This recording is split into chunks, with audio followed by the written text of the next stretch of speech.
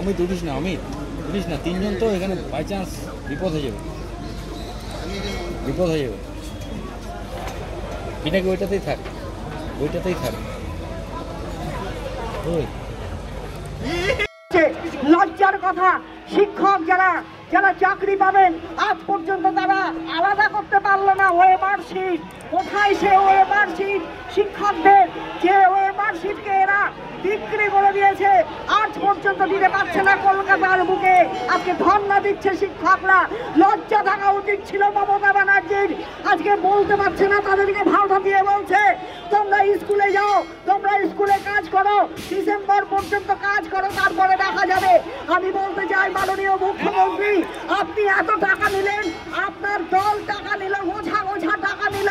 আপনি টাকা নেওয়ার পর আজকে সেই ব্যক্তিদের চাকরি নেই যারা নির্দিষ্ট মানের চাকরি পেয়েছে, যারা ঠিক মতো উপযুক্ত ভাবে চাকরি পেয়েছে।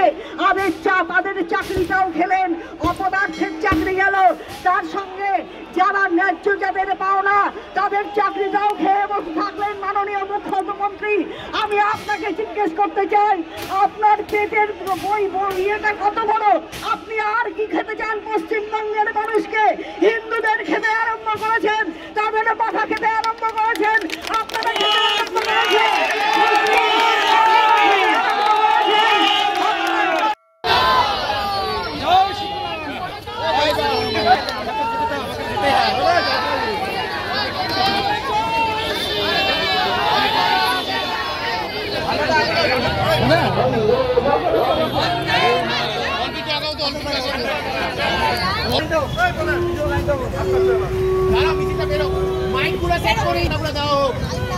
বড় ঝান্ডাগুলো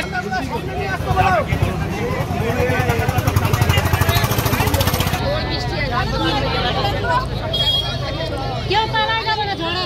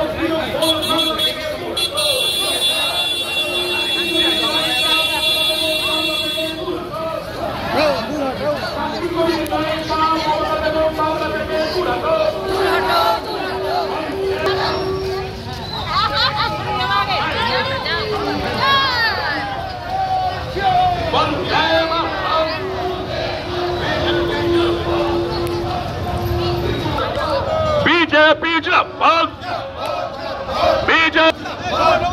বাংলাদেশ ও পাকিস্তানের বেগম মমতা ব্যানার্জি বাংলা থেকে দূর হটো। পাকিস্তানের দালাল সিপিএম ও তৃণমূল বাংলা থেকে দূর হটো। এটাই তো মমতা বন্দ্যোপাধ্যায়ের মূল বিষয়বস্তু।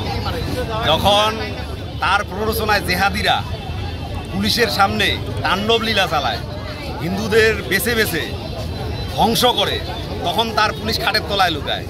আর একটা গণতান্ত্রিক পদ্ধতিতে শান্তিপূর্ণ মিছিল হবে, আর তার জন্য তার আয়োজন করেছে প্রশাসনের কাজ করেছে, আমরা আমাদের কাজ করব। এতে কি আছে? কি দাবি নিয়ে যাচ্ছেন মূলত? আমরা পশ্চিমবঙ্গকে বাংলাদেশ হতে দেব না, এটাই হচ্ছে মূল দাবি।